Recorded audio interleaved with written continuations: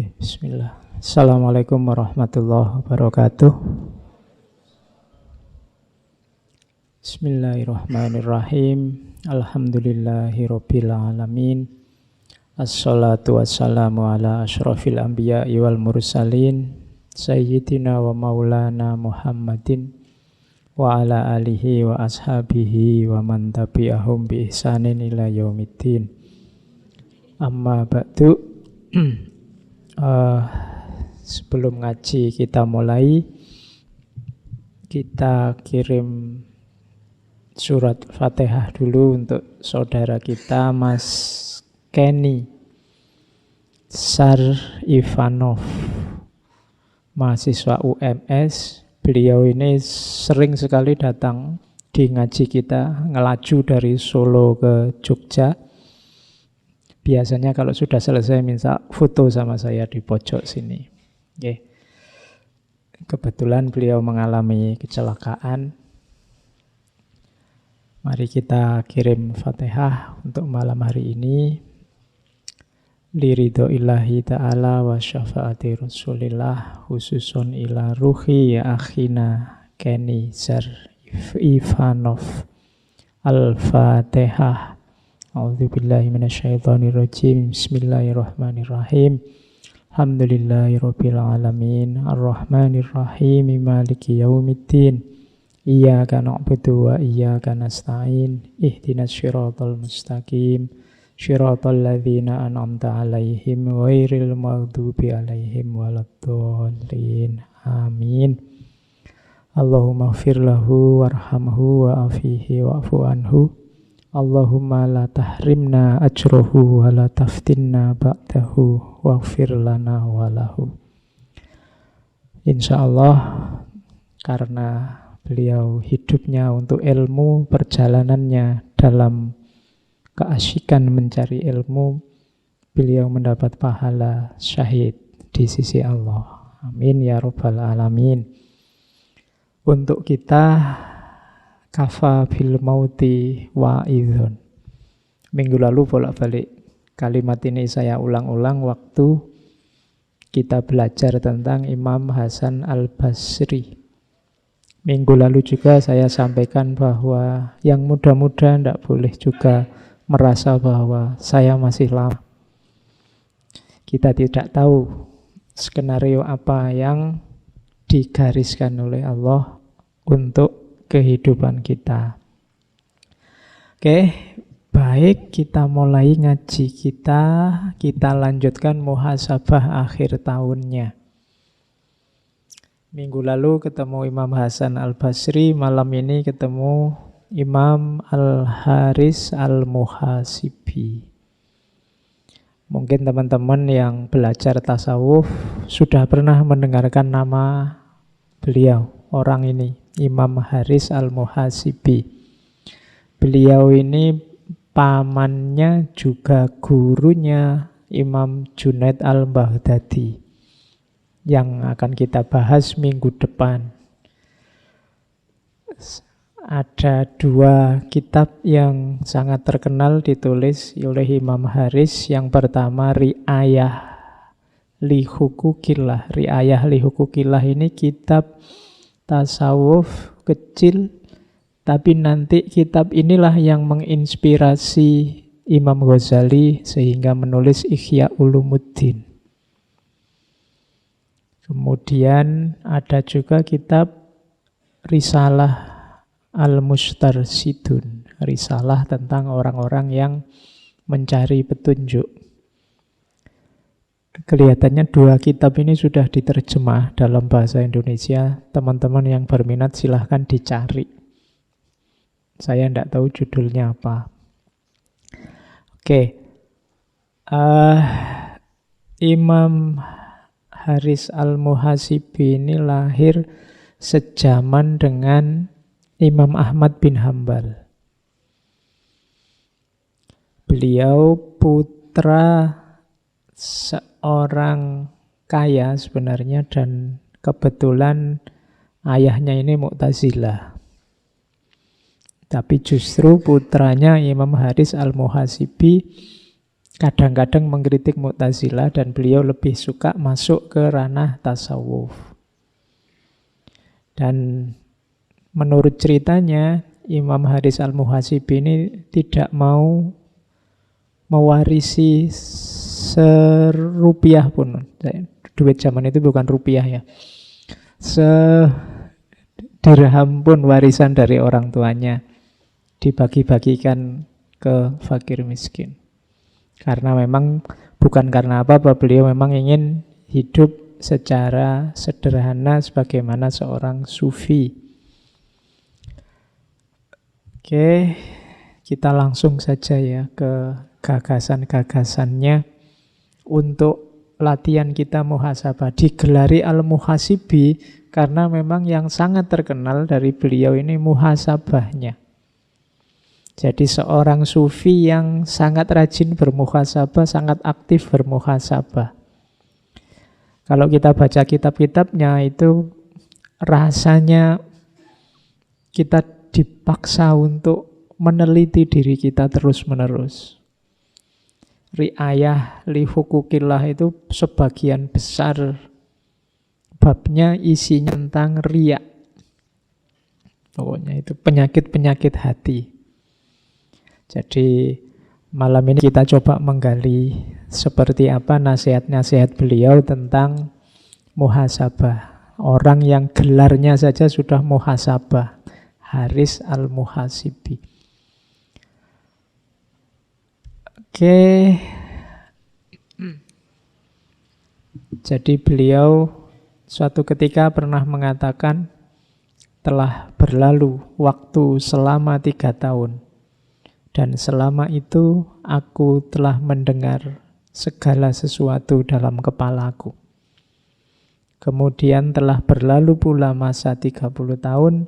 Dan selama itu aku tidak pernah mendengar sesuatu kecuali dari Allah. Ini mengisyaratkan bahwa ada masa sekitar 30-an tahun beliau menuntut ilmu biasa. Kemudian 30 tahun selanjutnya menempuh suluk dalam jalan tasawuf. Kalau masih menempuh ilmu biasa seperti kita, itu kan pikiran itu rame. Isinya macam-macam. Ilmu apa saja, wawasan apa saja, bunyinya banyak sekali di sini. Lihat HP gitu, bunyinya macam-macam. Mungkin kritik lah, mungkin heran lah, mungkin macam-macam. Lihat apa saja, kepala ini berkecamuk macam-macam. Tadi di depan ada berita tentang saudara kita yang meninggal, itu kan isi kepalamu macam-macam, segala macam hal keluar. Tapi begitu menjalani suluk, tidak tersisa apapun. Yang terdengar hanya suaranya Allah. Jadi kontrasnya di situ. Kalau pikiran masih ramai, masih isinya macam-macam, itu biasanya sumber ketidaktenangan kita, kegelisahan kita. Ketakutan-ketakutan akan masa lalu dan masa depan. Kerumitan-kerumitan cara pandang kita, itu ramai banget pikiran kita itu. Nah, kalau sudah suluk 30 tahun selanjutnya, kata Imam Muhasibi, aku sudah gak mendengar apapun. Yang aku dengar hanya suaranya Allah. Yang ada di kepala yang tersisa hanya tinggal satu dan satu-satunya, yaitu Allah. Tidak tahu kita mengalami yang semacam ini apa enggak dalam hidup kita. Tapi berusahalah. Berusahalah untuk menuju ilaihi roji'un yang sejati. Biar lebih ringan langkahmu, jangan terlalu sibuk dengan hal-hal yang tidak penting. Biar isinya nanti tersisa Allah saja. Apa tidak boleh berpikir, Pak? Kalau begitu boleh. Malah katanya Imam Al-Muhasibi, likulli syai'in jauharun, wa jauharul insani al-aqlu, wa jauharul aqli at-taufiq. Dalam segala sesuatu itu ada intinya. Intinya manusia, wa jauharul aqli, wa jauharul insani, itu al-aqlu. Intinya manusia itu akalnya.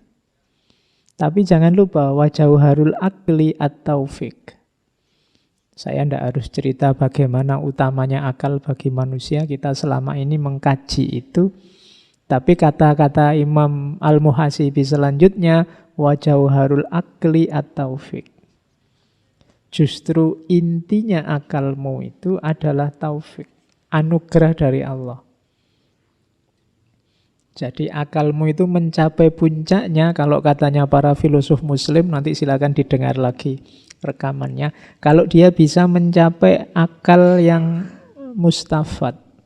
Akal mustafad itu akal yang nyambung langsung dengan sumber utamanya. Nyambung langsung dengan Allah. Karena betapapun segala pengetahuan, segala ilmu itu kan kuasanya Allah. Kalau Allah mengizinkan kita dapat ilmu, kalau tidak ya tidak dapat. Jadi intinya tetap ada taufik. Akal itu mungkin seperti komputer, kemudian taufik itu servernya. Kalau kita internetan kan data itu ada di server. Data itu bisa terpampang di komputer ini apa tidak kan tergantung servernya. Kalau servernya mengizinkan data masuk, dia bisa kelihatan di komputermu. Kalau tidak, ya enggak. Jadi, wa jauharul akli itu, akal itu kayak komputer yang dapat suplai data dari Tuhan. At-taufik. Jadi, begitu ada kebaikan, begitu ada informasi, ada data, ada ilmu yang muncul di kepalamu, itu hakikatnya taufik. Wa jauharul akli at-taufik. Maka kalau dikembalikan ke depan tadi, kalau akalmu sudah nyambung sama Allah, apalagi isinya hanya Allah, ya sudah. Kamu hidupnya sudah di dalam servernya. Tidak perlu capek-capek download setiap hari. Apa yang dibutuhkan ada. Itu yang oleh para sufi disebut makrifat nanti. Oke, ya ini kamu jadikan referensi dulu saja, siapa tahu kapan-kapan kamu nyampe level ini. Ya. Oke ya. Terus. Hatiku dipenuhi segudang ambisi yang segera sirna setelah mata hatiku melihatmu. Katanya Imam Muhasibi. Aku meninggalkan dunia dan agama manusia demi menyibukkan diri dalam mengingatmu. Wahai agama dan duniaku, orang yang aku dengki kini berubah iri. Aku menjadi tuan di dunia setelah menjadikanmu sebagai Tuhan. Maunya ya kembali ke Tuhan. Maksudnya apa? Waktu aku ambisius, punya cita-cita macam-macam, mungkin pengen jadi ulama besar, pengen kaya raya, pengen terkenal. Aku sibuk, aku capek luar biasa. Aku banyak dengki pada orang lain. Jadi orang lain kok ada orang lebih pintar dariku, ada orang lebih kaya dariku, ada orang lebih terkenal dariku, membuatku dengki. Tapi begitu aku berpaling hanya pada Allah, sudah aku tidak mikir apa-apa lagi, hanya sibuk dengan Allah. Sekarang terbalik, justru orang lain yang iri padaku. Dulu waktu aku dicengkram oleh ambisiku, aku jadi budak. Tapi begitu aku memposisikan diri jadi budak di depan Tuhan, sekarang justru aku jadi tuan. Jadi ini kalimat puitis dari Imam Hasan Al-Basri. Oh, aku menjadi tuan di dunia setelah menjadikanmu sebagai tuan. Caranya apa? Meninggalkan dunia dan agama manusia. Agama itu jalan hidup manusia. Demi menyibukkan diri dalam mengingatmu. Nah, ini bahan kita muhasabah ya. Kita sibuk dengan Allah itu berapa persen dalam hidup kita dalam sehari. Ini kita lanjutkan lagi. Sebelum muhasabah, ini juga seperti jauhar tadi, rumus-rumus untuk kita sibuk dan dekat dengan Allah.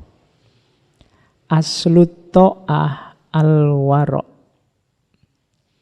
Dasarnya ketaatan itu warok. Warok itu kemampuan jiwamu untuk menjaga diri dan menghindar dari hal-hal yang tercela. Itu warok. Kenapa sih kok ndak mau nonton film, Mas? Kan filmnya bukan film saru. Ndak aku itu mudah tergoda. Daripada nanti aku tergoda, ndak usahlah. Itu namanya warok. Mbok jalan bareng aku sini loh, ndak apa-apa jejer. Kan kita temen, ndak apa-apa tuh. Ya ndak apa-apa, cuma aku itu normal. Kadang-kadang khilaf juga. Jadi daripada ada apa-apa, mending ndak usah lah. Itu namanya warok. Kemampuan menjaga diri. Ayo Mas ini loh, ikut debat, ikut diskusi, rame ini, seru, ndak apa-apa, buat seru-seruan aja. Ndak, aku itu ndak kuatan. Kalau sudah debat terus marah. Kalau sudah marah aku ndak kontrol.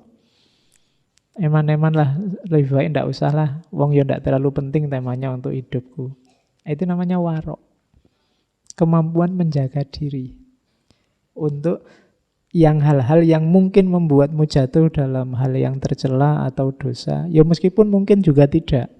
Tapi kamu milih menghindar. Itu namanya warok.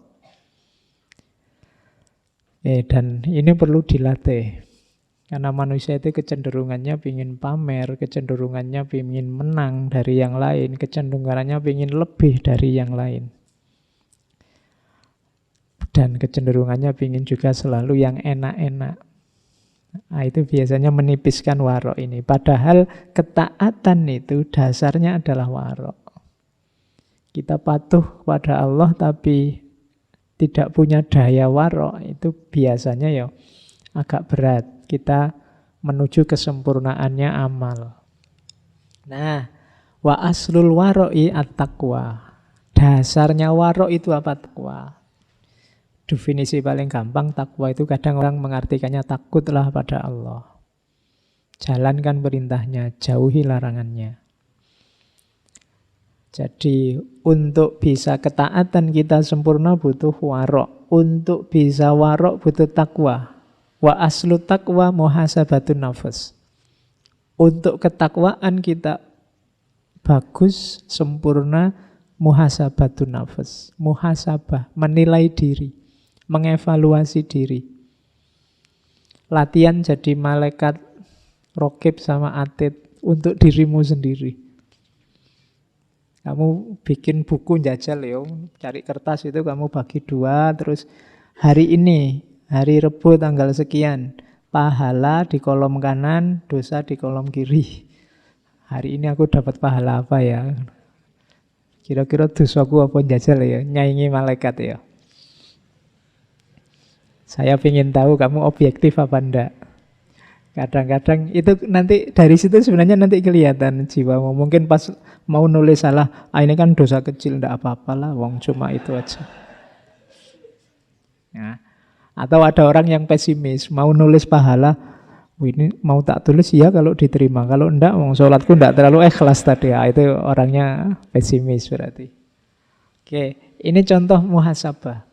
Dalam sehari apa saja yang kulakukan? Seminggu ini apa saja hasilku yang baik-baik? Ada progres enggak? Minggu kemarin aku progresku apa? Minggu sekarang apa? Aku semakin baik atau tidak? Kalau hidup ini ilaihi roji'un, sejauh mana aku semakin dekat dengan Allah? Atau jangan-jangan aku ini jalannya mundur sehingga tambah jauh sama Allah? Itu muhasabah namanya. Itu nanti yang jadi bekal kualitas takwamu semakin bagus. Jadi wa aslu taqwa muhasabatun nafas. Wa aslu muhasabatin nafsi al-khawfu war-roja. Dan dasarnya muhasabah tadi, untuk kita bisa muhasabah yang bagus harus ada khauf, ada roja. Ada takut dan juga ada harapan. Sama seperti di Imam Hasan Al-Basri kemarin. Berhadapan dengan Allah itu ya ada takutnya karena kita khawatir dosa kita banyak, tapi ada juga harapannya. Takut saja tanpa roja membuat kita mudah putus asa. Rojak saja tanpa khauf nanti kita sembrono. Tidak hati-hati. Tidak warok tadi. Jadi muhasabah yang bagus dasarnya khauf dan roja. Kalau hanya khauf saja, jadinya kayak tadi, kamu mau nulis pahalamu, kamu takut. Ya kalau diterima. Wong aku ini lemah, aku ini tidak berdaya, khauf saja. Kalau hanya roja saja, kayak tadi, kamu dosa aja, tidak usah ditulis dosa kecil aja, aku sudah istighfar, nanti nggak usah. Nah, itu roja saja. Harus imbang, ada khaufnya, ada rojaknya. Kadang-kadang kamu harus agak introspeksi ke dalam dirimu. Kalau kamu merasa aku ini mudah sekali Pak, kalau ada hal-hal jelek, hal-hal dosa itu aku mudah terpancing. Diperkuat khaufnya. Biar tidak mudah masuk ke dalam dosa. Tapi kalau mungkin jiwamu, jiwa agak serius, takut dosa, agak terlalu sepaneng, tidak pernah senyum, maka itu mencoba rojaknya ditambah. Jangan terlalu kaku, jangan terlalu keras untuk hidupmu. Jadi harus imbang antara khauf dan roja. Wa aslul khaufi war roja'i ma'rifatul wa'di wal wa'id. Dasarnya khauf dan roja yang bagus itu apa? Harus belajar. Yang dipelajari apa? Al-wa'du wal wa'id. Janjinya Allah dan juga ancamannya Allah. Mana yang baik, yang nanti rewardnya bagus, mana amal jelek yang harus hati-hati karena balasannya juga siksa Allah sangat keras. Jadi wa'du wal wa'id butuh pengetahuan. Wa ma'rifatul wa'di wal wa'id, pengetahuan tentang janji dan ancamannya Allah itu adalah azmul jaza. Azmul jaza itu balasan yang besar. Jadi balasan yang besar maksudnya apa? Segalanya ada balasannya di sisi Allah. Fama ya'mal miskola dzarratin khairan yarah wa ma ya'mal miskola dzarratin syarran yarah. Dan terakhir, kuncinya paling akhir ternyata di sini. Wa aslu dzalika al-fikratu wal ibroh. Dasarnya semua tadi yang di atas adalah al-fikru.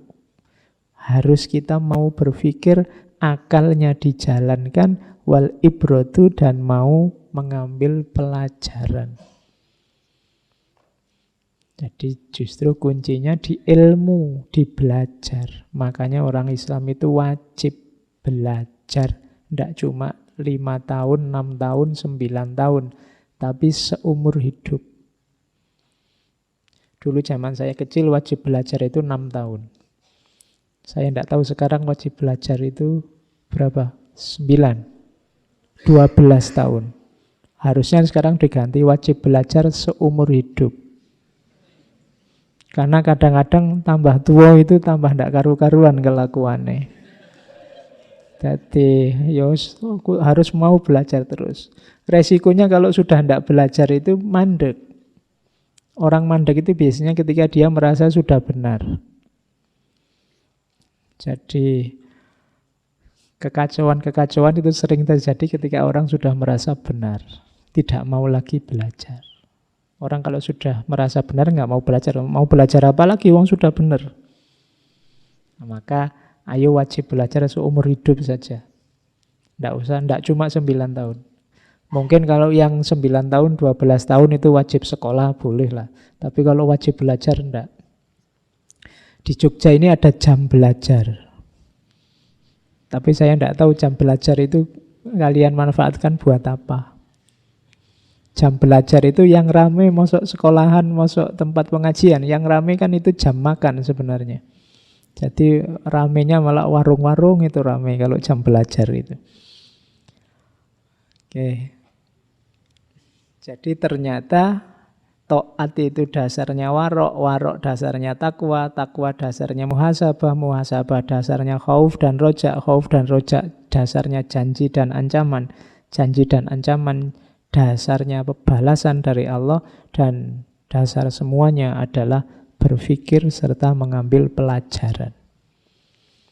Nah, ini diambil dari qaulnya Imam Haris Al-Muhasibi.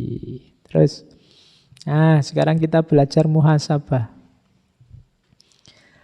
Kalau menurut petunjuknya Imam Haris Al-Muhasibi di Ri'ayah li Hukukillah, muhasabah itu diawali dari lidah. Maksudnya berarti apa yang kita ucapkan. Kalau hari ini mungkin dikasih strip jempol. Apa yang kamu tulis di medsos, apa yang kamu posting. Karena sekarang kan orang itu eksisnya kan nggak cuma lewat kata-kata, tapi juga lewat jempol. Lewat statusmu, lewat postinganmu. Sekarang kan jargonnya tidak lagi aku berpikir maka aku ada, tapi aku bikin status, aku posting maka aku ada. Iya. Kalau kamu punya grup WA dan kamu diem aja ndak posting-posting, kan kamu terus nggak dianggap ada. Kalau kamu posting yang nge-like banyak, yang komentar banyak, kamu baru merasa wah aku eksis nih. Nah, itu berarti aku posting maka aku ada.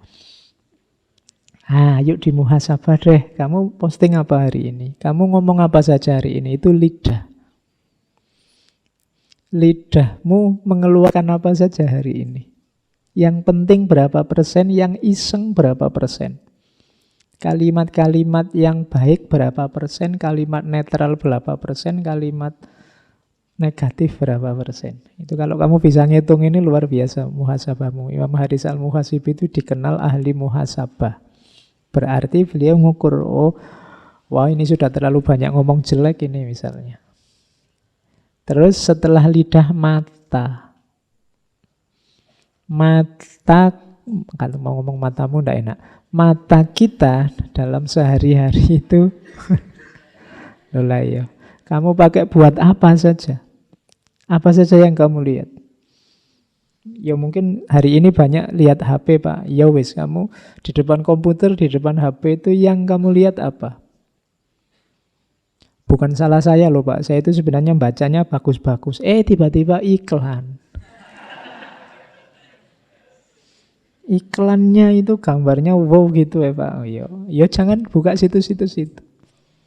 Salahmu sendiri iseng googling. Jadi mata.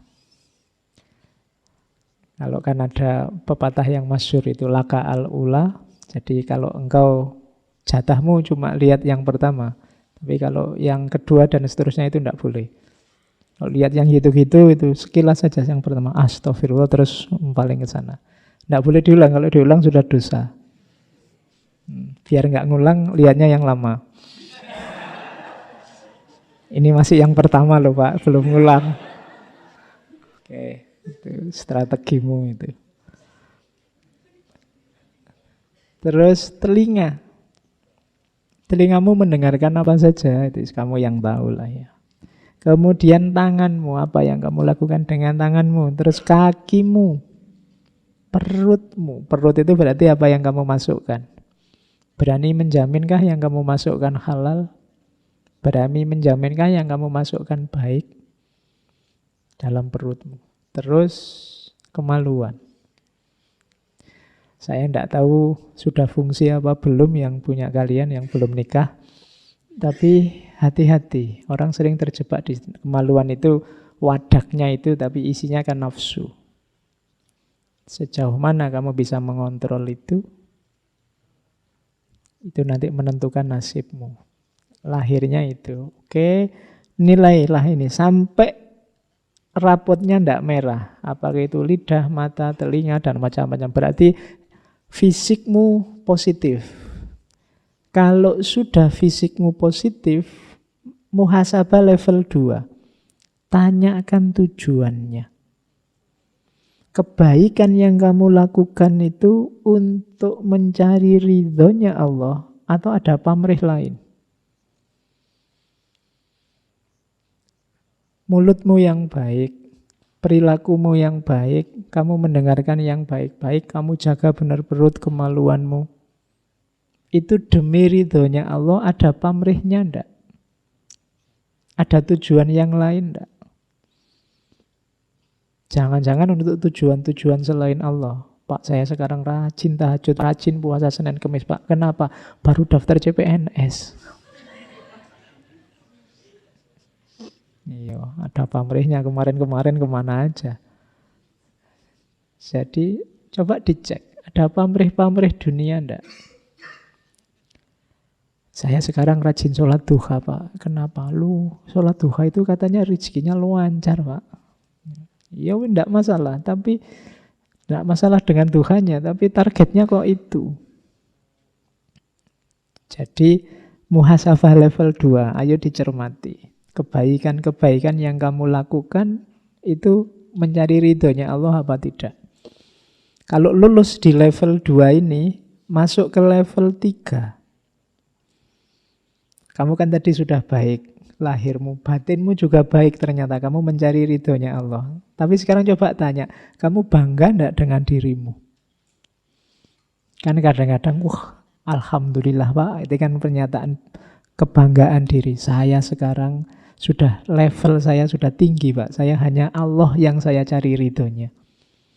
Kamu tidak sadar begitu kamu mengklaim bahwa levelmu sudah tinggi, kamu tidak kayak yang lain, kamu sudah tidak punya pamrih. Sebenarnya menunjukkan bahwa kamu sedang jatuh lagi. Jadi ini level naik satu level, tanyakan kamu bangga tidak karena sudah melakukan jasadmu baik, rohanimu juga baik. Kalau ada kebanggaan-kebanggaan itu, kamu masih batinnya masih perlu diperbaiki. Karena dalam dunia sufi, kebaikan yang beres baik lahir maupun batinmu itu sebenarnya anugerah dari Allah. Kalau usahamu saja mungkin tidak cukup. Makanya kalau sudah sampai level itu, kamu tanyakan di level selanjutnya, adakah perasaan bahwa keberhasilan itu karena usahamu saja atau karena bantuan dari Allah? Kalau sudah beres semuanya, termasuk apakah motivasi itu hanya Allah saja beres, hati-hati dengan yang terakhir itu. Apakah semua itu membuatmu merasa mulia? Wah, saya ini rasanya dimuliakan oleh Allah, Pak. Hidupku lancar, nyaman sejak kecil. Nah, ini rasa ini juga hati-hati. Saya ini sekarang derajat saya kelihatannya sudah lebih tinggi Pak dari kemarin. Itu hati-hati. Teman saya itu Pak susah hidupnya. Saya itu loh enak lancar. Wah, berarti saya ini mulia sekarang ini. Hati-hati. Jadi jebakan-jebakannya ada di situ. Jadi ini jadikan rumus untuk muhasabah. Coba dicek mulai fisik satu-satu. Kalau beres semua ditanyakan, ini hanya untuk Allah saja atau tidak? Kalau sudah beres, coba tanyakan lagi, kamu bangga enggak dengan yang kamu lakukan? Merasa itu hasilmu sendiri atau anugerah dari Allah? Kalau ini sudah beres, enggak kok, saya itu enggak kuasa apa-apa, Allah yang menolong. Kamu merasa besar, merasa penting, merasa mulia enggak dengan makommu yang semacam itu? Begitu ada rasa itu, ya kalau pertandingan kamu kena diskualifikasi.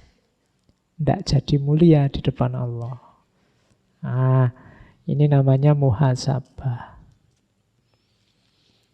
Mungkin kita tidak bisa sampai level tinggi, ya pelan-pelan. Sampai level 1 saja luar biasa sudah. Lidah terjaga, mata terjaga, telinga terjaga.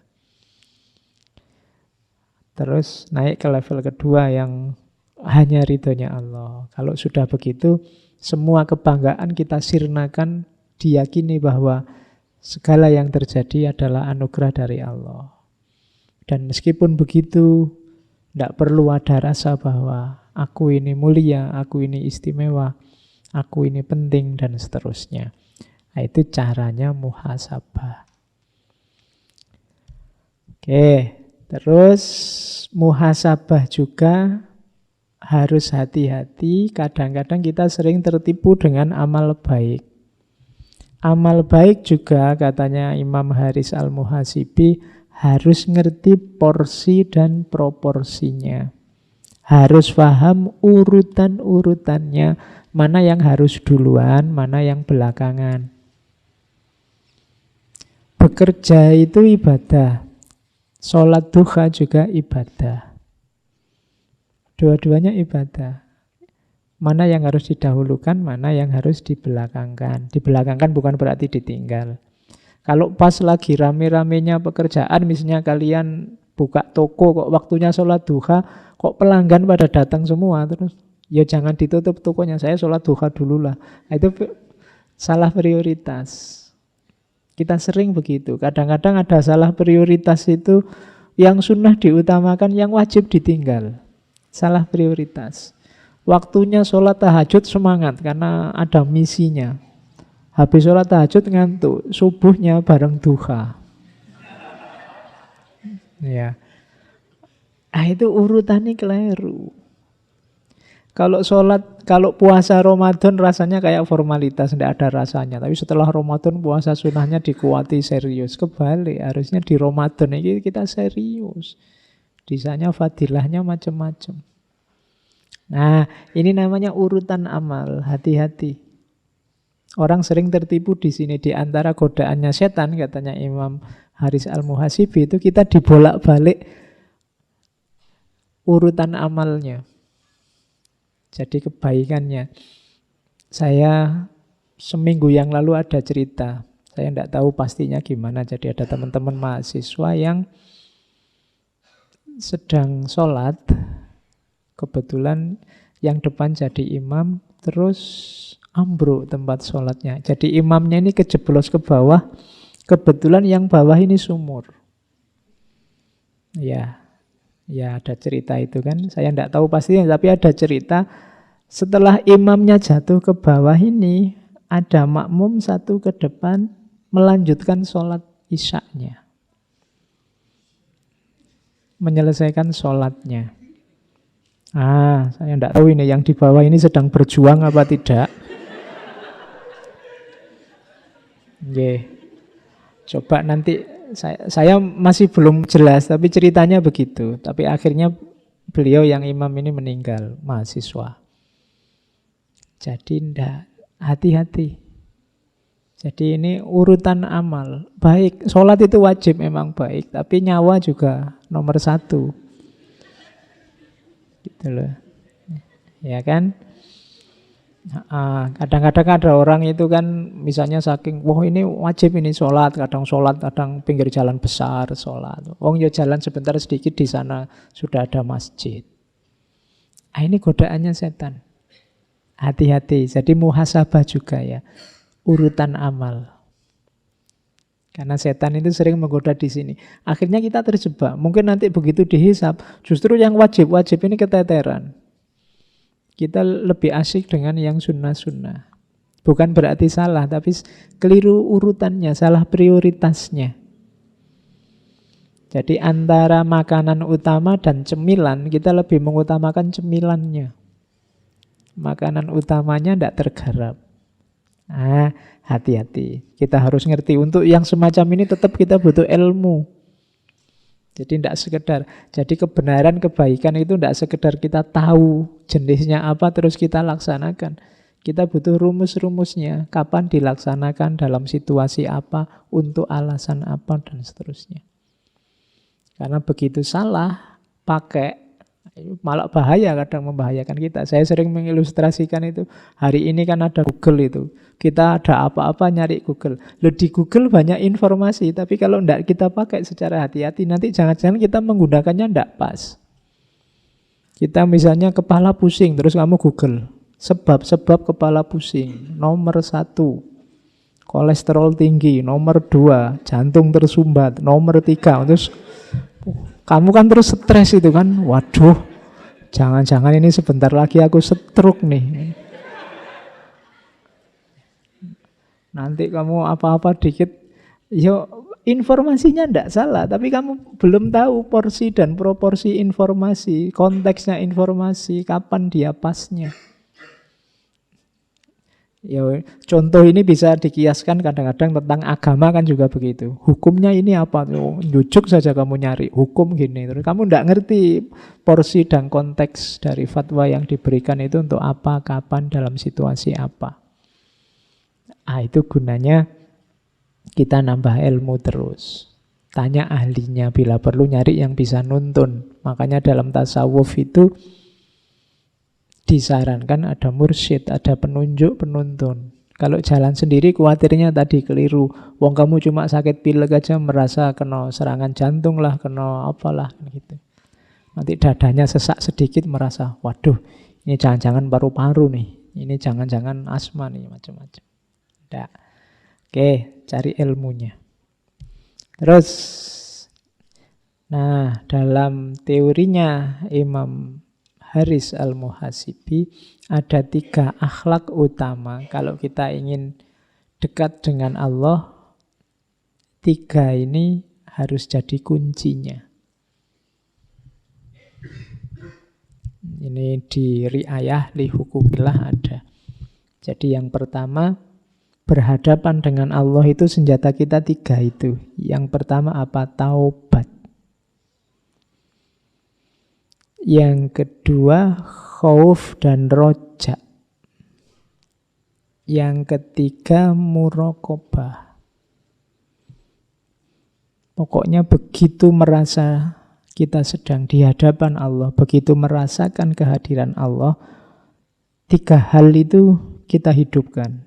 Kita bertaubat, mohon ampun atas semua kesalahan, semua dosa kita. Kita hidupkan lagi khauf dan roja. Kita takut akan segala kekeliruan, kesalahan kita, sambil kita berharap rahmatnya, berharap anugerahnya. Kemudian yang ketiga apa? Muraqabah. Jadi muraqabah itu merasakan kedekatan, merasakan kehadirannya selalu.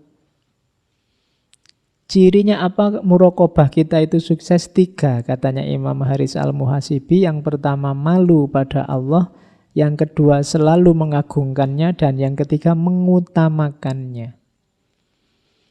Kalau dalam diri kita selalu merasakan Allah hadir dan dekat, yang pertama pasti malu. Malu itu kalau mau melakukan yang jelek-jelek, yang aneh-aneh itu malu. Jadi Allah hadir. Mungkin kamu sedang berkaca sendirian di rumah, habis mandi nyanyi-nyanyi di depan kaca, terus wah malu aku kalau dilihat Allah. Itu contoh paling gampang. Malu itu begitu. Kalau ketahuan orang tuamu begitu kamu nyanyi-nyanyi kan langsung berhenti. Kenapa? Malu. Nah, mau melakukan apapun, kalau diiringi kesadaran bahwa Allah itu hadir karena muraqabah kita sukses, itu biasanya kita akan terjaga dari hal-hal yang jelek. Begitu mau meso, sudah bilang oh enggak enak ya, astagfirullahaladzim. Kenapa? Kamu sadar bahwa Allah hadir. Wah, ada Allah nih, jadi enggak enak kita. Malu itu berarti apa? Sukses muraqabahnya. Yang kedua mengagungkannya itu pasti. Kesadaran Allah hadir itu akan Allah yang Maha Kuasa, Allah yang menguasai segalanya. Dan yang ketiga mengutamakannya. Mengutamakannya itu kamu mau melakukan sesuatu. Ketika kamu tahu Allah tidak suka ini, Allah tidak ridho ini, sudahlah, kuutamakan Allah saja. Mungkin kamu ujian akhir, sekarang kan masanya ujian akhir. Temanmu bawa contekan kok yo pas. Kamu bisa sambil ngelirik saja kelihatan jawabannya misalnya sebelahmu. Begitu kamu mau nyontek, Allah tidak suka yang kayak gini. Malu aku kalau dilihat Allah. Kuutamakan Allah saja. Itu berarti muraqabahnya sukses. Tapi kalau rasa semacam itu tidak muncul, alhamdulillah Pak, rezeki jangan ditolak. Ya, berarti kamu tidak malu sama Allah. Wong ketahuan manusia aja berbuat jelek kan kita malunya luar biasa, apalagi Allah. Makanya katanya Rasulullah itu al-ismu mahaka fi sodrika wa karihta ayatolia alaihinnas. Dosa itu biasanya ciri gampang antara lain kalau orang tahu kamu malu, kamu tidak suka. Itu berarti dosa. Apapun yang kamu lakukan, kalau orang tahu kamu malu, kemungkinan besar itu dosa. Terserahlah kamu ngerti sendiri dalam hidupmu apa. Yang itu kalau ketahuan orang kamu malu, itu kemungkinan besar dosa. Jadi akhlak terhadap Allah itu isinya taubat, kesadaran untuk tiap hari mengistighfari dosa-dosa kita, khauf dan roja, dan juga muraqabah. Kesadaran akan kedekatan dengan Allah. Oke, terus saya bilang tadi riya ya. Riya itu bagian paling panjang dalam kitab riayah. Saya tidak bawa banyak, silakan teman-teman baca sendiri kitabnya. Dalam bahasa Arab boleh, bahasa Indonesia terjemahnya silakan dicari. Ada riak besar, riak kecil. Riak itu pamer itu loh, bukan riak kalau kamu flu itu. Riak, jadi riak itu ibadah ingin dipuji. Jadi ingin orang lain melihat kemudian kagum. Itu riak, sengaja pamer. Ya mirip-mirip kalau kamu sedang narsis, pingin selfie terus kamu share. Padahal itu sudah diolah dengan program apa di HP-mu. Terus wah kamu tambah putih ya, terus kamu seneng. Pingin pamer. Itu sejenis itu. Cuma ini ibadah. Ya. Jadi ingin memamerkan keutamaanmu. Sebenarnya orang cuma tanya yang bisa dijawab dengan satu kata saja. Tapi karena kamu ingin pamer keluasan ilmumu, kamu jawabnya setengah jam. Ini ya Pak, menurut ulama ini, itu sebenarnya begini. Tapi beda sama ulama ini. Itu orangnya sampai pusing lah, terus gimana Mas? Ya pokoknya ada nuansa pamernya. Jadi hati-hati. Ada riak besar, riak kecil. Kalau yang riak besar itu ya memang cuma pamer itu tujuannya. Tidak ada yang lain. Jadi kalau riak kecil tujuannya yo pamer, yo pahala sebenarnya. Saya ingin cari pahala kok Pak. Tapi kalau dipuji ya suka juga sebenarnya. Itu riak kecil. Jadi kalau tidak dipuji terus jadinya males. Mas diminta baca Al-Quran itu. Yang mendengarkan berapa orang? Wah itu alamat itu sudah. Pak diminta jadi pembicara Pak. Pesertanya berapa? Orang seperti apa? Itu berarti ada tendensi ingin pamer. Jadi hati-hati dengan riak besar termasuk riak kecil. Riak kecil itu Imam Haris disebut juga syirik kecil. Berarti riak besar itu ya syirik. Tujuannya bukan Allah lagi. Tapi manusia, pujian, hanya ingin dipuji. Hati-hati karena kita punya tendensi ini. Setiap manusia itu punya daya narsisnya masing-masing. Tidak ada orang yang dipuji tidak senang itu. Meskipun gayanya Allah apa sih aku ini kan gitu. Tapi apa sih aku ini tuh nadanya memang nada ingin dipuji. Aku ini bukan apa-apa kok. Kuliah itu ya nilaiku A semua. Kemudian kan sering begitu. Nah, itu podo wae itu janjane ya pamer. Ya kan? Saya itu prihatin, Pak, IP saya turun, Pak. Berapa sekarang? 3,9. Ya wis. Oh, itu turun toh. Iya, karena kemarin 4, sekian misalnya. Oke. Jadi hati-hati dengan riya. Minggu lalu saya ceritakan kadang-kadang riya ini munculnya sangat halus. Kadang-kadang orang itu kelihatannya seperti merendah-rendahkan dirinya, tapi dengan merendahkan dirinya itu dia sebenarnya ingin diunggulkan. Kadang-kadang kamu ingin, wah sudah sadar anak ini. Kamu ingin dianggap sadar. Wah anak ini sudah tobat rasanya. Kamu ingin dianggap sudah tobat. Sudah hijrah nih sekarang. Nah, antara lain begitu. Hati-hati.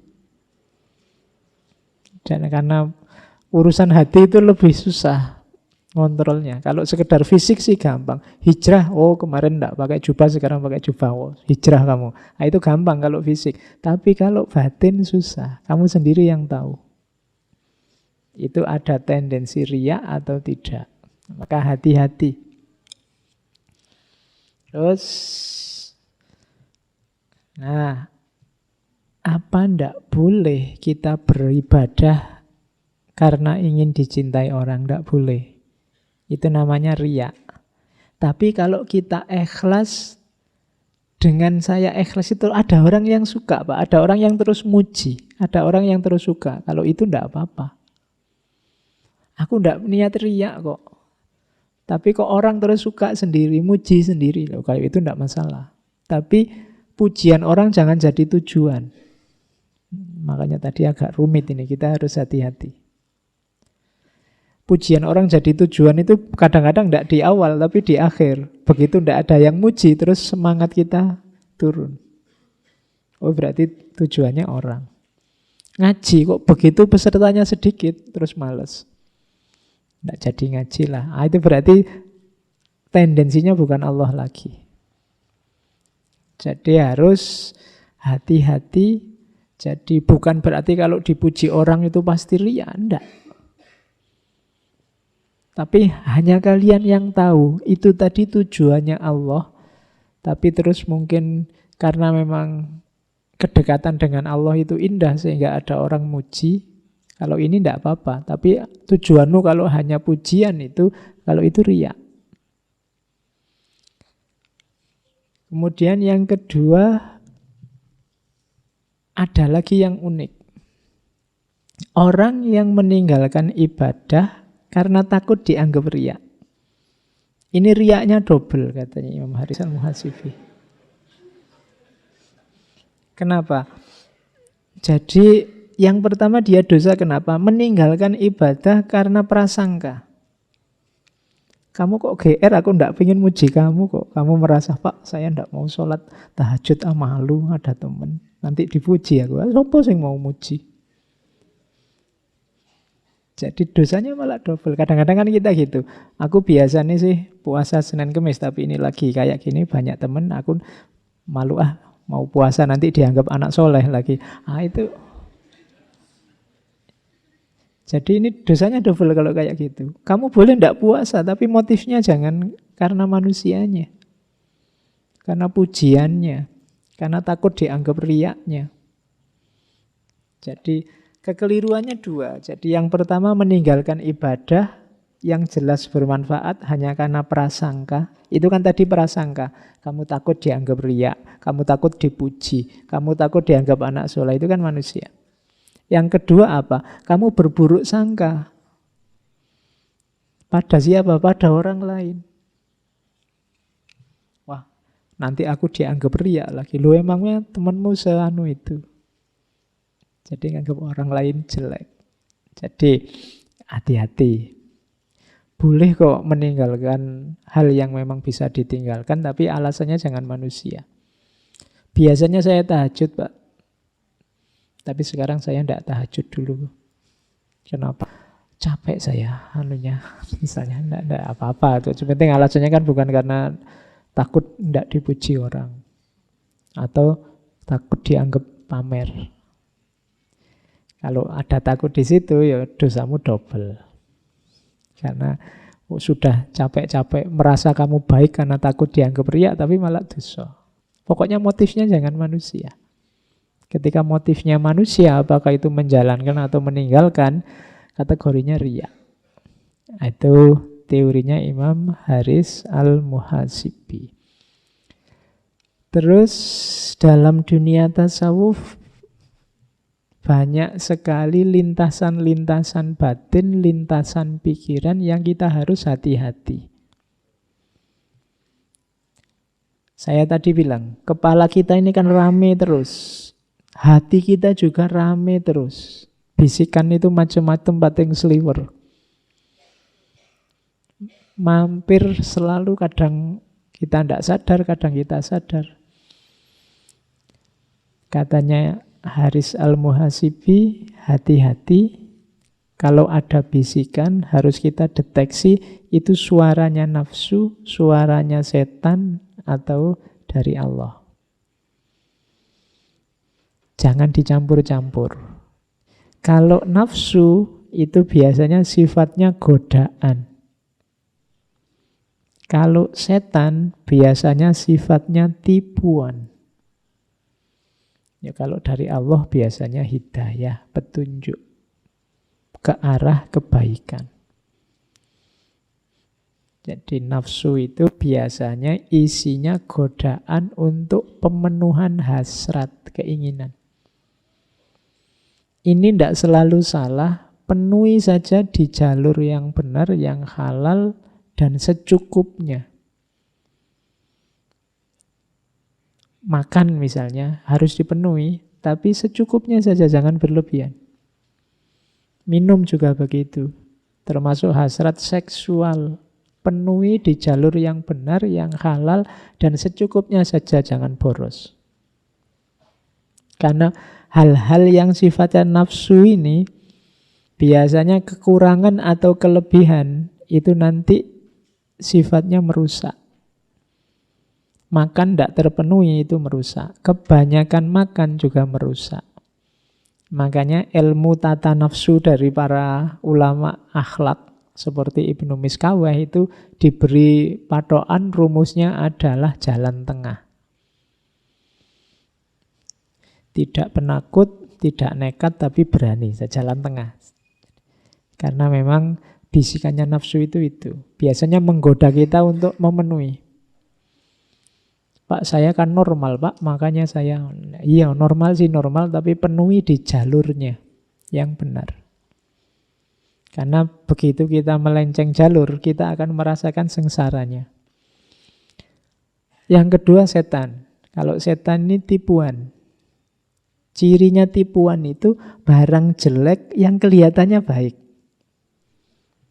Ditampakkan atau dibisikkan ke kita bahwa itu baik, itu normal, itu tidak masalah. Itu suara-suara semacam ini sumbernya dari setan. Tidak apa-apa, itu pacar-pacarmu sendiri, kalian kan sudah saling cinta. Kan sudah janji sehidup semati, tidak apa-apa sudah.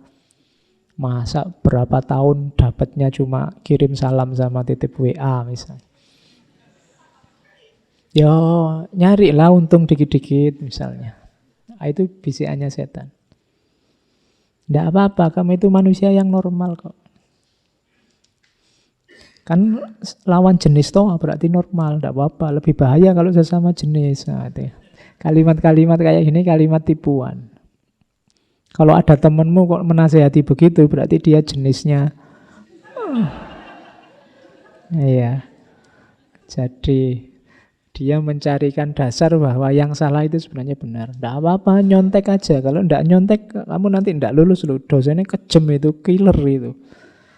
Kalau tidak nyontek, kamu tidak lulus-lulus. Kalau kamu nyontek kan nanti nilaimu bagus. Birrul walidain itu. Orang tuamu senang, lu membahagiakan orang tua itu pahalanya besar loh. Yang kayak gini-gini jenisnya setan. Jadi hati-hati. Yang jelek-jelek ditampilkan sebagai baik. Perhatikan dan ikuti saja dengan serius lamhat bisikan-bisikan dari Tuhan. Itu di antara jalan komunikasi kita dengan Allah itu antara lain pengetahuan ilhamiah, hidayah kalau bahasa kita sering hari ini. Jadi ada kalimat selanjutnya, bisikan Tuhan itu sejalan dengan akal sehat, bisikan setan itu sejalan dengan hawa nafsu. Jadi rumusnya seperti tadi ya, kalau nafsu itu godaan, kalau setan itu tipuan, kalau Allah, kalau Tuhan itu hidayah, mengarahkan untuk keridhaan dan kebahagiaan. Oke, selanjutnya pelajaran tentang zuhud dan warok. Tadi sudah saya jelaskan sedikit ya. Ini saya bawa yang bahasa Arabnya biar ngajinya sah. Apa bedanya zuhud sama warok? Kalau zuhud itu tarkut dunya ma'adzikriha sifatus zahidin. Jadi meninggalkan dunia, tapi tetap ingat, itu namanya zuhud. Sebenarnya aku sayang sekali sama HP ini, tapi HP ini menggangguku untuk mendekat ke Allah ya. Maka HP ini tidak terlalu kuperhatikan lagi, aku cuekin. Meskipun aku masih sayang. Ini mentalitas orang zuhud. Watarkuha ma'anisyaniha, tapi meninggalkan dunia sambil melupakannya sudah. Aku lupakan sama sekali, aku tidak ingat. Sifatul arifin, itu orang-orang arif. Orang arif, orang yang sudah makrifat. Orang yang sudah paham, sudah ngerti tentang kesejatian, termasuk kesejatiannya dunia. Jadi kalau orang zuhud itu meninggalkan dunia, tapi masih ingat sebenarnya dia tentang dunia. Masih ada keterikatan, tapi dia berjuang untuk lepas, dan bisa lepas meskipun masih ingat. Tapi kalau orang arif itu lupa sama sekali. Kalau kamu punya mantan dan masih terbayang-bayang, padahal sudah tidak bisa nyambung lagi, itu zuhud. Tapi kalau kamu punya mantan sudah lupa sama sekali, mungkin karena ada gantinya yang lebih cakep, itu sudah arif. Tentang mantan itu tadi, jadi sudah tidak ingat lagi. Kita dulu mantan loh. Oh iya toh, kok lupa ya aku. Itu berarti kamu sudah golongannya orang arifin. Tapi kalau masih ingat, kita dulu mantan loh. Iya ya, waktu pisah aku nangis-nangis loh. Itu berarti orang zuhud. Oke, ilustrasinya begitu. Inna zuhda laisa fi ihdaril milkiyah al-fardiyah. Sesungguhnya zuhud itu bukan dalam hal ihdar, menghancurkan kepemilikan individu. Bukan berarti tidak punya apa-apa. Wah, orang ini rumahnya aja cuma bambu, bajunya cuma itu, berarti dia zuhud. Tidak, parameternya bukan itu. Walakinnahu amalun kolbiyun tasdukuhul yad. Zuhud itu urusannya kondisi hati, kondisi kalbu yang tasdukuhul yad, yang cocok dengan situasi nyata. Yat itu tangan. Dengan kehidupan sehari-hari. Jadi batin yang tidak terikat oleh dunia, tidak jatuh cinta dengan dunia. Makanya katanya Imam Haris Al-Mukasifi, fakam min fakirin harisun, wakam min ghaniyin zahidun. Berapa banyak orang-orang fakir tapi serakah terhadap dunia, ambisius. Dan berapa banyak orang kaya, tapi dia zuhud, zahid. Seperti saya lupa dulu mungkin pernah cerita tentang muridnya Ibnu Arabi. Jadi satu ketika Ibnu Arabi ini punya murid yang juga jadi sufi, yang tinggalnya di tepi pantai jadi nelayan. Dia ini hidupnya hanya dari nelayan itu, cuma kalau dia dapat ikan, diambil tulangnya saja, dagingnya disodakohkan. Kehidupannya sangat zuhud. Satu ketika dia nyuruh muridnya untuk ketemu gurunya, coba kamu datang ke guruku, ke Ibnu Arabi sana, ke kota, mungkin beliau punya pesan buatku. Datanglah si murid ini ke rumahnya Ibnu Arabi. Begitu nyampe rumahnya kaget. Ini Ibnu Arabi, gurunya guruku. Rumahnya kok bagus, megah gini kayak istana. Guruku aja rumahnya kecil di tepi pantai, makannya cuma tulang ikan. Begitu nyampe di rumah disuguh macam-macam makanan mewah, dia malah heran. Wah, ini sufi bener nggak sih Ibnu Arabi ini? Dia diragukan sudah kesufiannya. Terus tanya, Syekh, ini saya ada pesan dari guru saya, mungkin Syekh mau pesan apa, ada nasihat apa untuk guru saya? Pesannya Ibnu Arabi, ya sudah, bilang ke gurumu ya, jangan terlalu cinta dengan dunia. Itu muridnya tambah mengkerut ini. Orang ini hidupnya kaya raya kayak gini, guruku yang kayak gitu malah tidak boleh mikir dunia. Tidak nyambung. Akhirnya pulang, di mana ada pesan dari guruku. Ada, tapi pesannya aneh. Masa guru dilarang banyak berpikir tentang dunia? Begitu dapat pesan itu, muridnya langsung nangis. Jadi setelah ditanya, guru kok sampean malah nangis? Iya, guruku ternyata memang bisa membaca situasiku. Jadi penjelasannya, karena sebenarnya meskipun dia makan hanya tulang ikan, tapi setiap kali dia makan tulang ikan yang ada di pikirannya, ini sebenarnya kalau ada dagingnya ya lebih enak. Tidak cuma tulangnya. Apalagi ada sambal tomatnya, apalagi ada. Jadi masih ada pikiran tentang dunia. Sementara Ibnu Arabi yang hidupnya kaya raya berlimpah, dia tidak pernah pikir. Detik itu misalnya kehilangan hartanya, kehilangan istananya, kehilangan dunianya, tidak masalah. Jadi bukan masalah jumlah yang dimiliki, tapi keterikatanmu terhadap dunia. Itulah kuncinya zuhud. Dan ini nanti membentuk perilaku.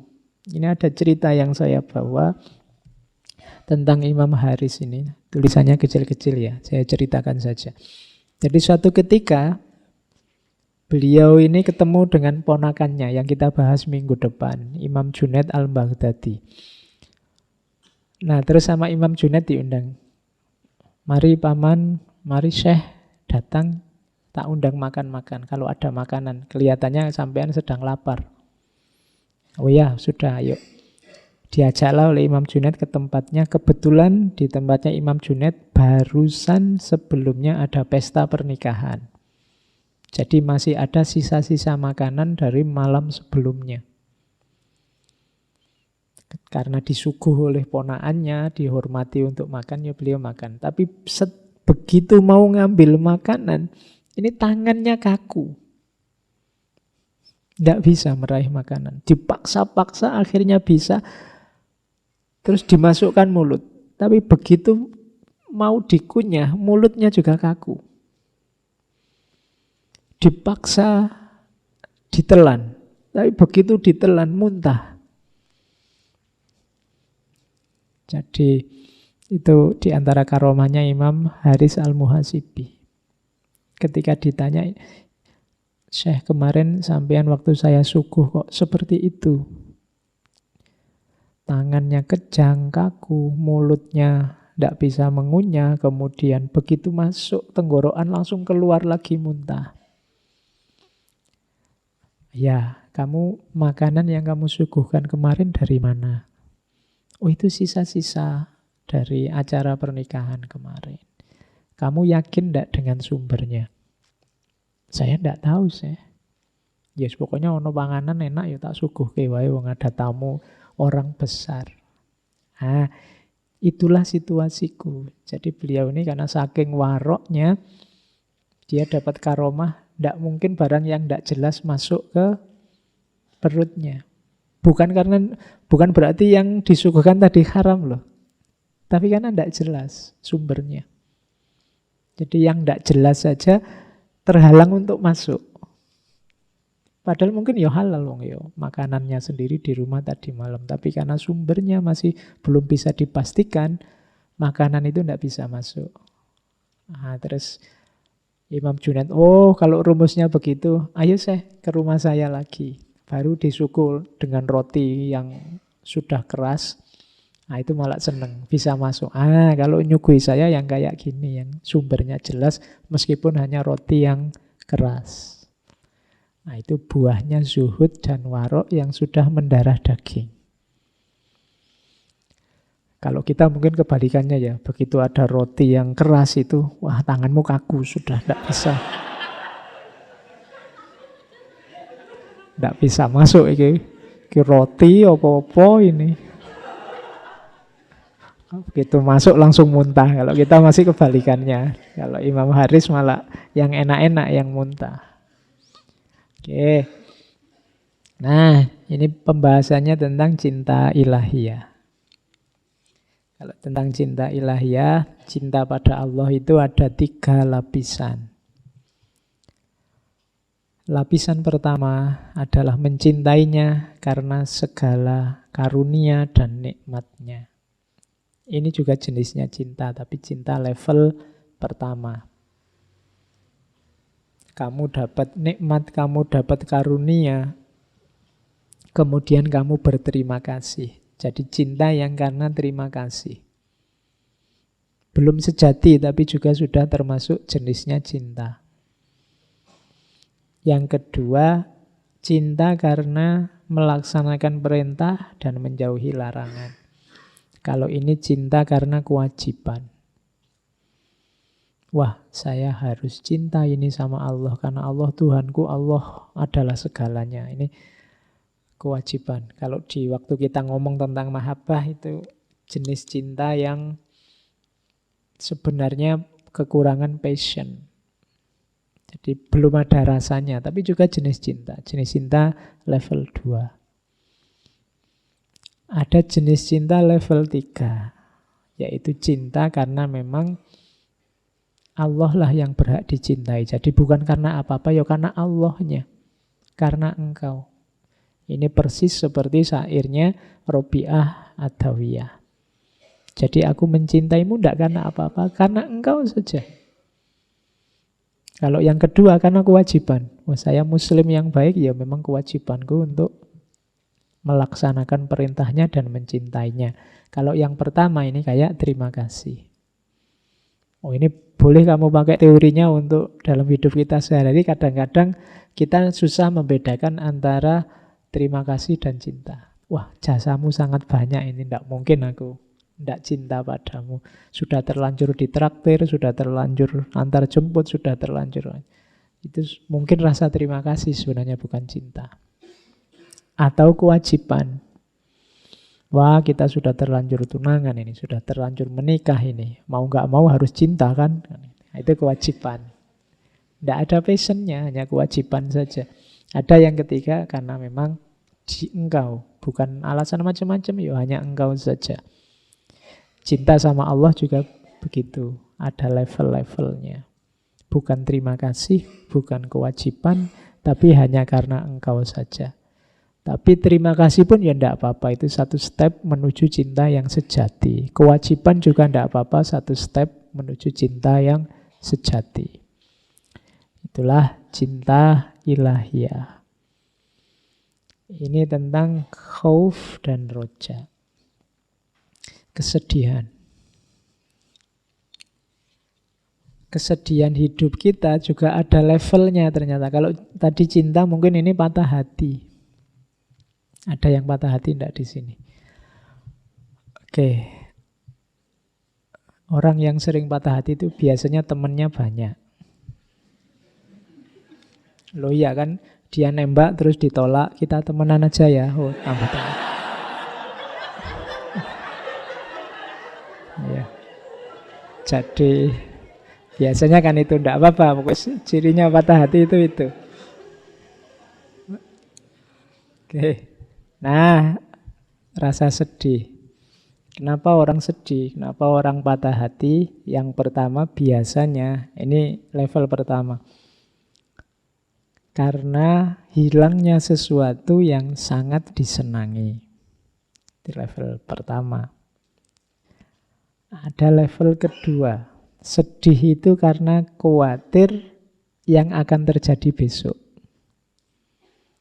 Kalau yang pertama karena kehilangan, yang kedua karena kekhawatiran. Kemudian yang ketiga, rasa sedih karena merindukan yang didambakan bisa tercapai, ternyata tidak tercapai. Ini yang patah hati tadi. Dan yang keempat, rasa sedih karena mengingat betapa kita sudah banyak menyimpang dari jalan ilaihi roji'un. Nah, manusia hidup pasti punya kesedihan-kesedihan. Coba diperhatikan mana yang kesedihan yang sering mengganggu dalam hidup kita. Katanya Imam Haris Al-Muhasibi, kalau bisa kesedihan yang keempat itu. Kegalauan kita karena kok tidak banyak ya aku mengikuti tuntunannya Allah. Kok banyak keliru, aku banyak menyimpang dari jalur, dari kedekatan dengan Allah. Kalau bisa kegalauan kita yang keempat itu. Meskipun kita ya boleh saja galau karena yang nomor 1, boleh galau karena yang nomor 2 atau yang nomor 3. Tapi kalau bisa kesedihan kita karena itu. Selain itu tidak sedih, tidak apa-apa. Kayak Kanjeng Nabi itu waktu sedih karena dilempari oleh masyarakat Taif sampai berdarah-darah. Kemudian Nabi di sebuah kebun di bawah pohon bermunajat, ya Allah, aku ini memang hamba yang lemah. Kamu beri tugas, ini saja gagal, tidak sukses. Tapi aku tidak masalah dilempari batu, aku tidak masalah disakiti. Asal engkau tidak marah. In lam takun ghadbana alayya fala ubali. Tidak masalah ya Allah, aku ini sesengsara ini. Dilempari batu, dikejar-kejar. Yang aku khawatirkan hanya satu, semoga engkau tidak murka padaku. Jadi kesedihannya adalah kesedihan yang berhubungan dengan murka atau ridhonya Allah. Jadi diputus pacar juga tidak apa-apa, nembak ditolak juga tidak apa-apa. Ya Allah, aku berkali-kali ditembak, nembak ditolak, tidak masalah ya Allah. In lam takun ghadbana alayya fala ubali. Asal engkau tidak murka padaku ya Allah, tidak apa-apa wis. Oh, itu bisa kalian pakai jadi rumus. Jadi sumpekmu biar tidak berlarut-larut. Cinta ditolak asal engkau ridho padaku, tidak apa-apa ya Allah. Oh gitu loh, biar kamu tidak lama-lama nangisnya. Oke, jadi itu tentang kesedihan. Hati-hati dengan godaan setan yang menjerumuskan kita untuk putus asa. Ini sering terjadi karena kita merasa banyak dosa, karena kita merasa tidak dekat dengan Allah, akhirnya kita putus asa dari rahmatnya Allah. Kita merasa bahwa, wah berarti tidak mungkin tadi dari depan sampai ke belakang ngaji itu rasanya kok tidak ada yang aku sama sekali. Berarti aku ini sudah rendah sekali, berarti aku ini sudah jelek sekali. Terus kita hampir saja putus asa. Jangan salah, bisikan semacam itu dari setan juga. Hati-hati, tepislah katanya Imam Haris Al-Muhasibi, jawablah begini. Orang seperti aku sangat pantas merasa takut. Kalau bukan karena Tuhan menghendaki kebaikan untukku, Dia pasti tidak membuatku mengingatnya. Kalau tadi kita merasa, wah saya ndak semua yang depan itu Pak, berarti saya sangat jelek saya itu Pak. Lu ndak. Allah memberi kita kesempatan untuk belajar Imam Haris Al-Muhasibi, belajar yang nuntun kita untuk mengingat Allah. Berarti memang Allah mengarahkan kita untuk dekat dengannya.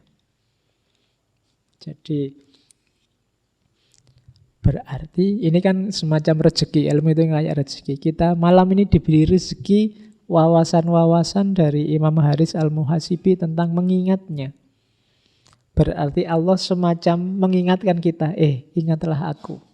Berarti Allah masih peduli sama kita, maka kamu jangan putus asa. Jadi Allah masih mengingatkan kita, masih menunjukkan kita, masih menampakkan kita hal-hal yang utama, hal-hal yang baik. Berarti Allah masih berharap sama kita, jangan putus asa. Jangan mau dengan bisikan setan yang membuat kita putus asa. Karena takut akan siksanya, maka aku bertekad akan patuh dan tidak mendurhakainya. Betapa banyak dosa yang lebih besar dari dosaku yang Dia ampuni, dan betapa banyak aib yang lebih hina dari aibku yang Dia tutupi. Jadi tidak usah putus asa, yang lebih parah darimu banyak, yang aibnya lebih besar darimu banyak, tapi diampuni oleh Allah, ditutupi oleh Allah. Kalau kalian kan aibnya kecil-kecil, tapi jumlahnya saja yang banyak. Itu pun ditutupi oleh Allah. Berarti Allah masih sayang sama kita.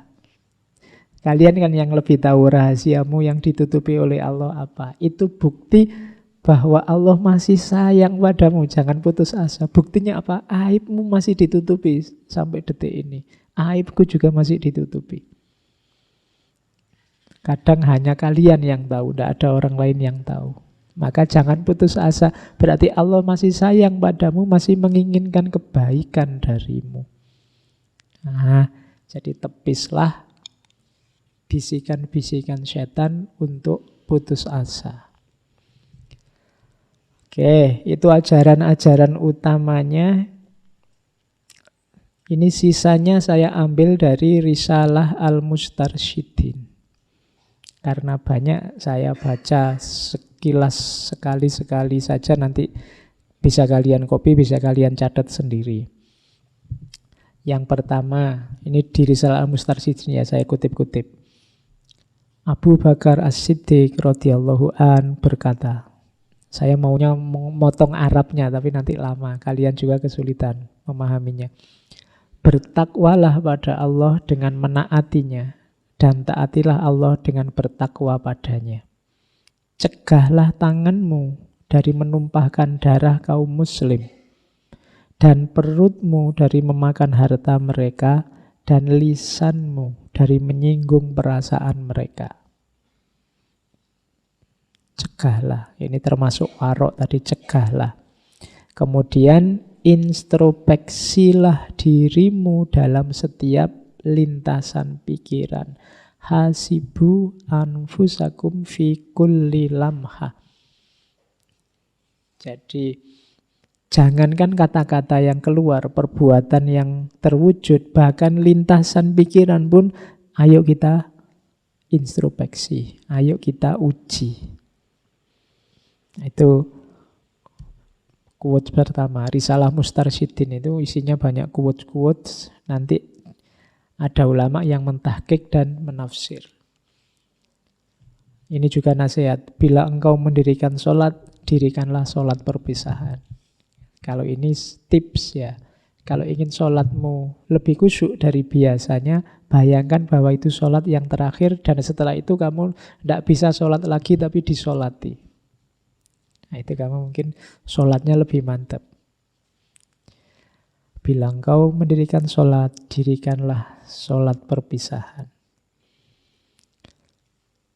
Jadikanlah sifat santun sebagai rekan, sifat waspada sebagai kawan, keselamatan sebagai gua persembunyian, waktu luang sebagai harta rampasan perang, dunia sebagai kendaraan, dan akhirat sebagai kediaman. Al-Hasan di sini minggu lalu Imam Hasan Al-Basri.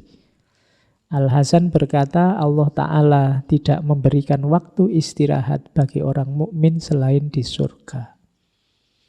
Ini uraiannya panjang, insya Allah kalian paham yang dimaksud. Terus ini sampai belakang tentang ilmu. Sebenarnya ratusan halaman saya ambil banyak tentang ilmu. Karena kita kan ada di jalan keilmuan. Ikatlah anggota tubuhmu dengan tali kendali ilmu. Gembalakan ambisimu dengan mengetahui betapa dekatnya Allah denganmu. Jadi yang bisa mengendalikan tubuh kita, diri kita itu ilmu. Yang bisa ngerem ambisi kita itu kesadaran bahwa Allah dekat. Berdilah di hadapannya layaknya seorang hamba yang memohon perlindungan, niscaya kau dapati dia penuh belas dan kasih sayang. Terus tinggalkan segala perbuatan yang pada akhirnya memaksamu beralasan. Dan jauhi segala kondisi yang membuatmu memaksa diri. Tindakan yang baik itu biasanya kamu tidak butuh alasan. Jawabannya ya di perbuatan itu sendiri. Sholat, puasa, menyantuni anak yatim, kerjasama dalam kebaikan, itu perbuatan-perbuatan yang tidak butuh alasan. Tapi perbuatan-perbuatan rusak, kacau, itu biasanya butuh alasan. Jadi kalau kamu rasa orang tanya padamu, mengapa kamu melakukan itu, terus kamu butuh jawaban panjang lebar, butuh alasan detail, mending kamu tinggal. Itu biasanya tidak beres. Tidak butuh dalih. Perbuatan baik itu bisa langsung dipahami. Kemudian segala ilmu yang tidak mengandung 3 hal hanya menambah bukti yang memberatkan si pemilik ilmu. Ketiga hal itu adalah, ini diperhatikan, buahnya ilmu harus 3 ini, katanya Imam Haris Al-Muhasibi. membuatmu berhenti menyakiti orang lain dengan cara menghentikan kesukaan. Maksudnya hasilnya ilmumu itu harus menggembirakan, harus kemanfaatan bagi orang lain, bukan menyakiti. Jadi keluar hasilnya adalah manfaat. Kalau ke dalam apa? Amal yang diiringi rasa takut pada Allah.